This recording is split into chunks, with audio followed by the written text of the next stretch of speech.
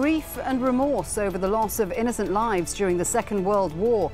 But Japan's Prime Minister stops short of saying sorry. Should Shinzo Abe be offering a new apology for wartime atrocities? And what does that mean for Japan's relationship with its Asian neighbours? This is Inside Story.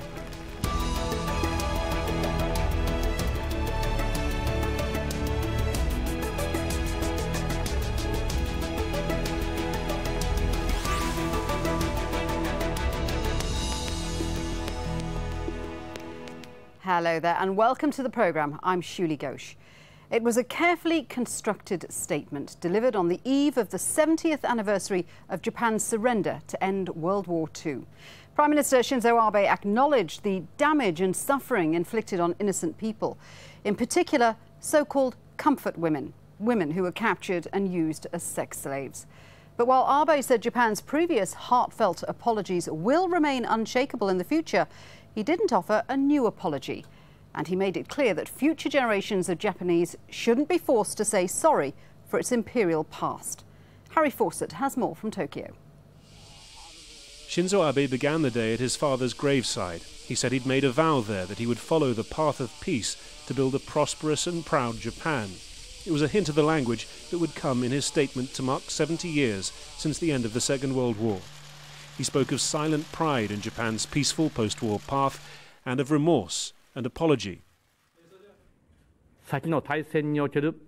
Japan has repeatedly expressed the feelings of deep remorse and heartfelt apology for its actions during the war. In order to manifest such feelings through concrete actions, we have engraved in our hearts the histories of suffering of the people in Asia as our neighbours. But unlike his predecessors, he didn't offer that apology personally. China and South Korea talk of Japan's 20th century aggression. Abe's predecessors had admitted the charge, saying it had led to tremendous damage and suffering. The current Prime Minister used the word, but threw it to the future. We must never again repeat the devastation of war. We shall never again resort to any form of threat or use of force as a means of settling international disputes. We shall abandon colonial rule forever and respect the right of self-determination of all peoples throughout the world. There was, though, more personal language in a clear reference to the Asian, mostly South Korean women forced into prostitution by the Japanese military machine. We must never forget that there were women behind the battlefields whose honour and dignity were severely injured. But the Prime Minister also acknowledged the pain and sacrifice endured by the Japanese and noted that the 6 million who returned home after the war helped build a peaceful, successful democracy.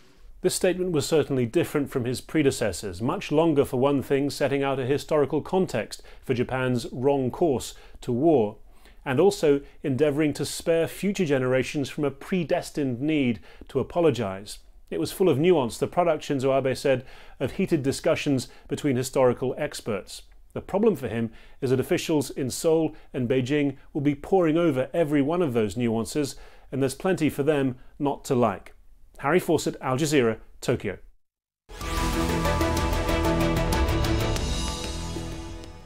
Well, let's introduce today's guests for you. In Tokyo, Yoshiki Mine, Research Director at the Cannon Institute for Global Studies. In Seoul, via Skype, BJ Kim, Adjunct Professor at the Hankook University of Foreign Studies. And in Sydney, Ashley Townshend, Research Fellow at the Alliance 21 programme, a research initiative at the United States Studies Centre at the University of Sydney. Gentlemen, welcome to the programme. Mine, let me start with you, because there's going to be a lot of attention, isn't there, on the words that Abe Shinzo chose to use in that statement. When you heard it, what was your initial reaction to that speech? In my overall impression, I think the statement came out quite positive, and it could have been more controversial, but he seems to have successfully evaded possible problems, and what is of importance is that he put in all those key words which people paid attention to before he made the statement. In particular, the term, the apology, and also aggression. He used both terms just like his predecessors, Mr. Murayama and Mr. Koizumi. So in this sense, I think the overall impression of the statement is good in my mind. Well, just to pick you up on one point, yes, he did mention the word apology, but he was referencing the previous apologies from his predecessors. What he didn't do was make a new personal apology. Should he have done? Yes, I agree. The exact wording, expression of Mr. Abe is not quite the same as Mr. Murayama and Mr. Koizumi. And you may think that it is a bit indirect rather than direct expression of the apology, because he indicated that he shared the sentiment, the apology with the predecessors. So well, he could have made it more direct, and he didn't do that. That is his way of expressing. OK, let's bring in BJ. Do you agree with that sentiment? I mean, South Korean officials have said that they are going to review that wording. What do you think they're going to make of it? Well, I think they'll need a lot of time to go over every single word that he said, actually. We have different translations and all that, but probably they'll rely upon the Japanese translation, Japanese text, and then they'll look into English text as well. But my first impression was that, you know, he was, at the beginning, it sounded like he was giving a history lecture there. He went on for a long time about explaining what happened during the late part of the 19th century and 20th century, and he went on way too long, and we can see what he was doing, basically. But, of course, it didn't come to Koreans in a very satisfactory manner, which was in the form of his direct personal apology, for sure. But then again, my own personal view is that we cannot spoon-feed or expect foreign leader to repeat or exactly use the expression that we want, you know, just watching his mouth. So I don't think it was realistic from the beginning. So before his statement, there wasn't much of expectation on our part here that he will offer a personal apology, and that expectation was pretty much met. So, well, one thing he did say was that, you know, future generations shouldn't have to keep apologising for World War II. Do you think South Korea and other Japanese neighbours are going to agree with that sentiment? Well, you know, there was a discrepancy in his thinking there. If a future generation is going to stop repeating the apology, we will have to all share our understanding about what exactly had happened.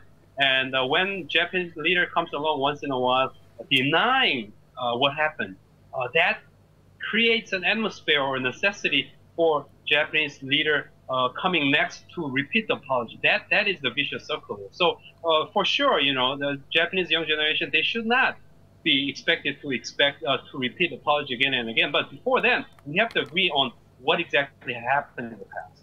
Ashley, what's your take on this? I mean, obviously, this was a very carefully vetted statement. It had to be approved by the cabinet before it was made public.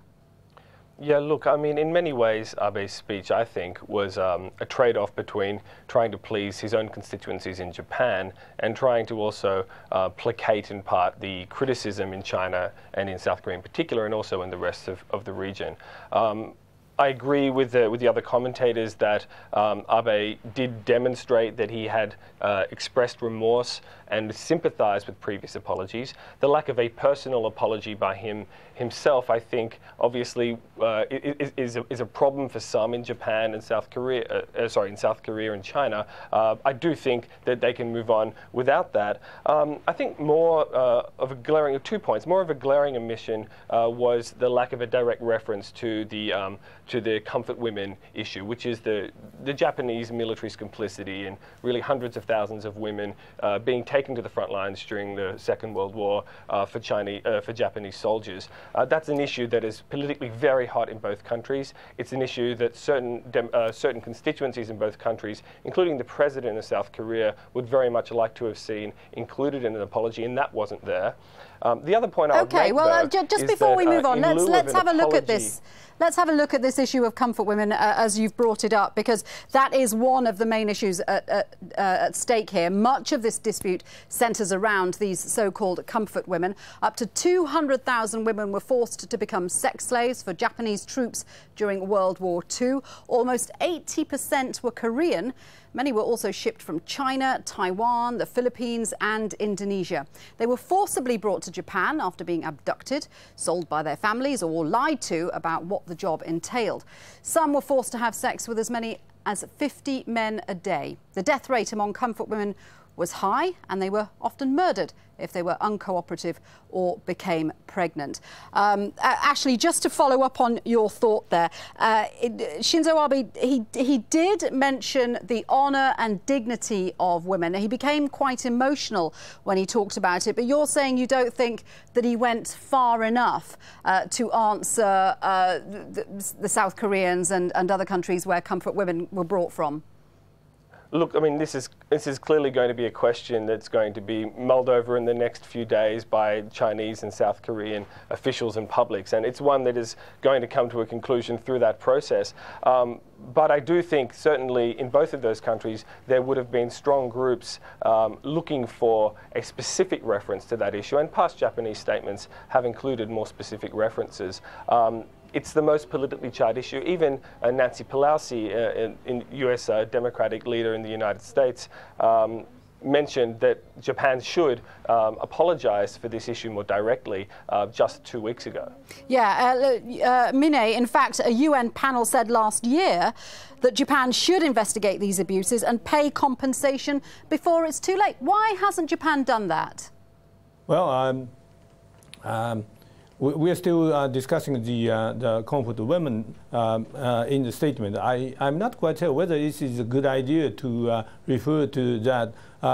If he did mention that question in the statement, I would give him 120 points rather than 100 points. Maybe, well, I'm giving him too much. Maybe 80 points is sort of a modest scoring. But if but mentioning them in a statement is not the same as setting up an investigation and paying compensation, is it?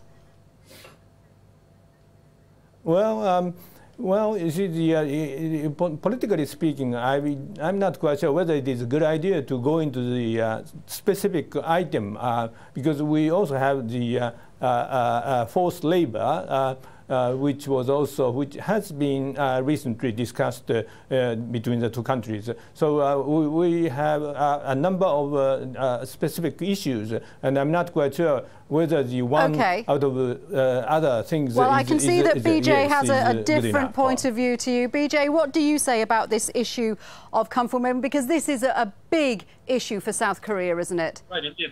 You know, what I'm thinking is not necessarily different from what other guests are saying here, but my just observation today, what Prime Minister Abe was saying was there were suffering of women, but he didn't say women of which nationality and who caused it. He said just he feels so bad and his heart go out for women who are suffering during the war, but he didn't say Japan did it and then Korean women suffered and Chinese women suffered. He didn't say that. He just mentioned women in general, and that was the problem on his part. And before he denied there was a forced, sex slave on the front line. So that is the problem. He should have been more straightforward and direct on the point.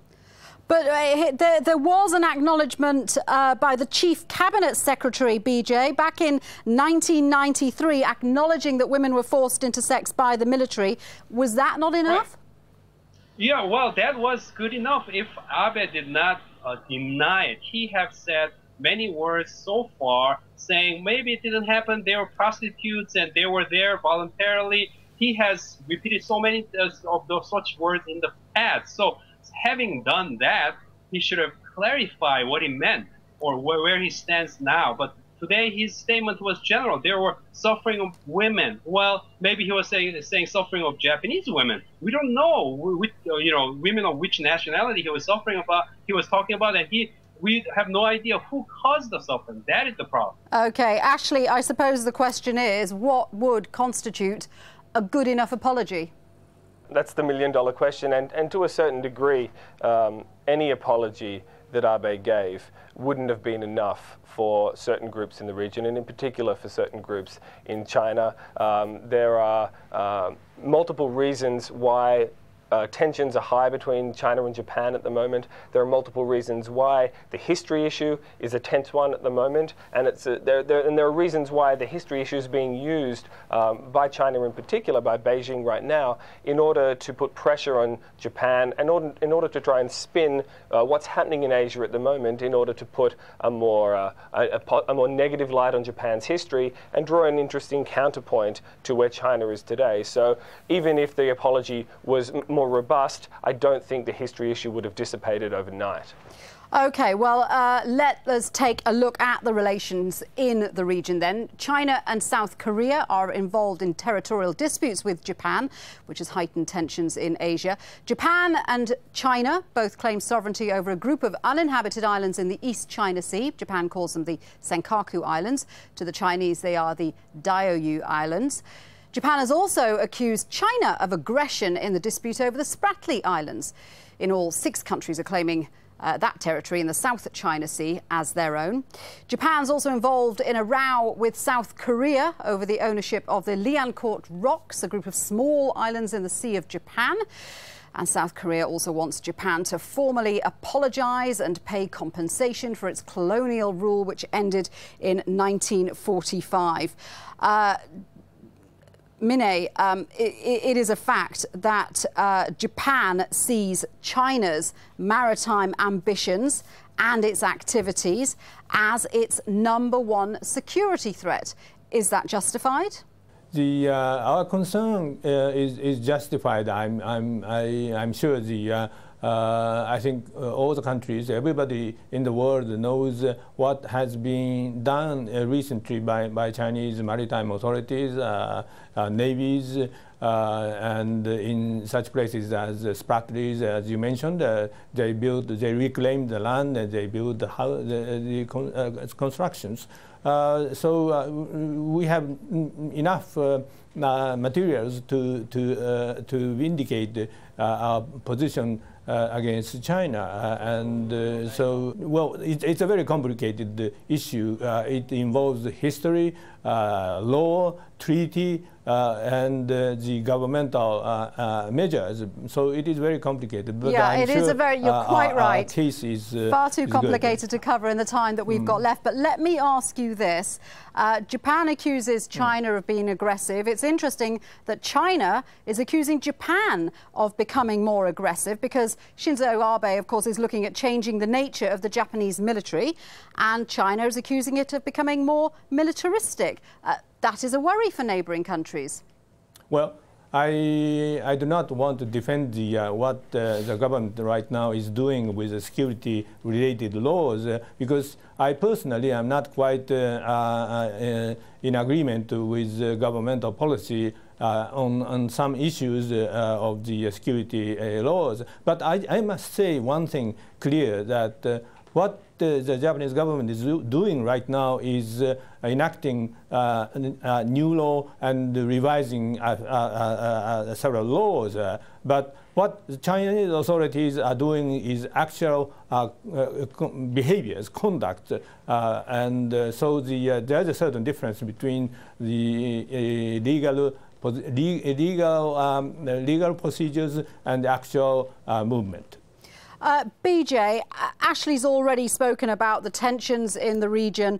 The US, of course, is hoping that Japan will work with South Korea to try and balance China's power in the region. But South Korea's relationship with Japan has also deteriorated recently. Why is that? Well, that's basically, it's very simple and straightforward. Before Abe's time, I think things were very different. But Prime Minister Abe came along, and he, coming from the family where he belongs to, that has many of the active politicians who have contributed to the imperial Japanese past before, maybe he was saying all these things that were out of line from what the previous prime ministers have said, and that has angered Koreans very much, and that has contributed big time for worsening of the relationship between them. But Japan is the world's 3rd largest economy. Can Seoul afford to have strained relations?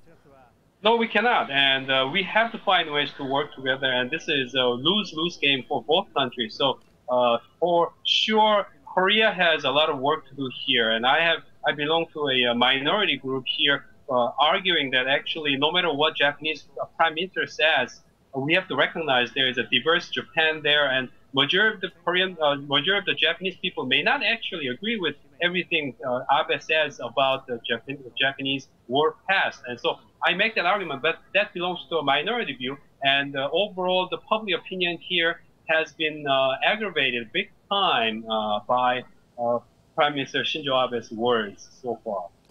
Ashley, we've talked about security considerations in the region, but it's interesting. There's the big Trans-Pacific Partnership, this massive trade deal which is being worked out in the area. Japan is involved in that.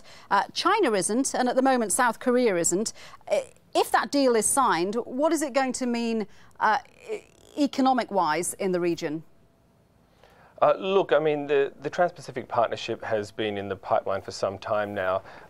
It's really designed to try to set a new gold standard for trade and finance transactions in East Asia and more broadly across the Asia-Pacific. It's not really a trade deal that's directed at any particular country. The fact that China and South Korea are out at the moment is really part of the negotiating process in terms of South Korea bringing it in at a later stage, and in terms of China, obviously China's market settings at the moment, the nature of its economy yet is not yet prepared to be brought into this deal. China still has too many restrictions on on many of its industries, but that is something which certainly many in the United States hope that down the track, 10, 20 years from now, China will be within in the TPP. I'm not sure whether that has a direct bearing, though, on dampening security tensions in the region. I think there are enough drivers in the East China Sea to keep tensions between China and Japan high, even though at the moment we've entered a period of a hiatus between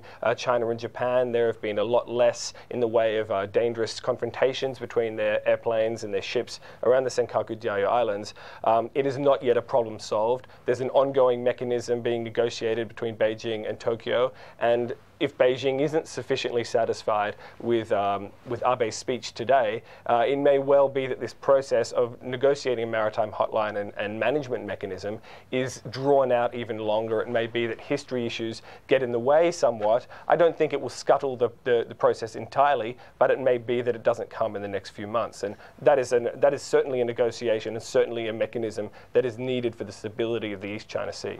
Mine, do you agree with that how Abe's speech today is seen will have an impact on wider relations in the area regarding security and economy?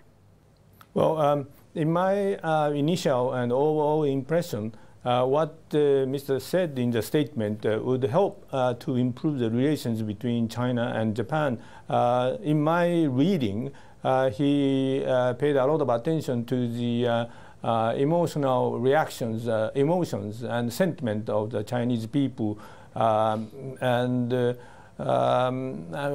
we have discussed, well, he did not make a very direct statement as his predecessors. But on the other hand, if you look at the overall the content of the statement, I can say that he was quite mindful of the reactions of the Chinese people. And I hope that would have good impact on the future relationship between the two countries, including the security issues.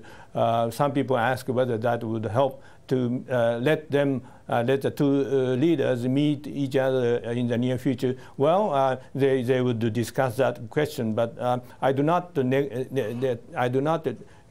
directly link the statement to such individual event. But I think overall impression, in my overall impression, I think the statement would help improve the relations. OK, gentlemen, it's been a fascinating discussion. Thank you very much indeed for that. We have to leave it there. Let me thank all my guests today. In Tokyo, Yoshiki Mine, in Seoul, BJ Kim, and in Sydney, Ashley Townshend. And if you have any comments about today's show, you can get in touch by going to our programme page at aljazeera.com. or you can post your comments on facebook.com/AJ Inside Story, or you can tweet us at AJ Inside Story. From me, Shuli Ghosh, and the whole team here, bye for now.